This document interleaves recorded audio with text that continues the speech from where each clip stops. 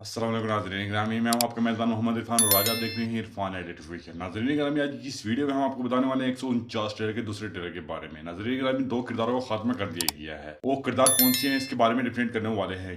क्या वो रहान बे का सिपाही शहीद हो जाएगा? बेंदर बे का खात्मा कर दिया गया है। क्या बेंदर बे शहीद हो जाएंगे? इसके बारे में डिफरेंट करने वाले हैं। नाज़रीन ग्रामी, अगर आप हमारे वीडियो पे न्यू है, वीडियो को लाइक कर लीजिएगा, हमारे चैनल को सब्सक्राइब कर लीजिएगा। नाज़रीन ग्रामी, सबसे पहले बात करते हैं बेंदर बे के बारे में।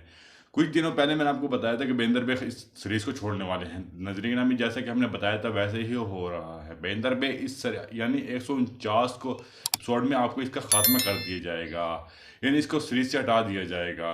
नंबर 2 पे अगर हम बात करें ओरहान बे के सिपाही के बारे में, नजरी में ओरहान बे के सिपाही इसका शहीद कर दिया जाएगा, यानी अगर शहीद ना किए शदीद जख्मी किया जाएगा और आखिर पर ओरहान साहब इसको शदीद बचा सकते हैं। इसके बारे में आपकी क्या राय है? कमेंट सेक्शन में मुझे लाजमी जवाब दीजिएगा और हमारे वीडियो को लास्ट तक देख लीजिएगा होगा और हमारे चैनल को सब्सक्राइब कर लीजिएगा।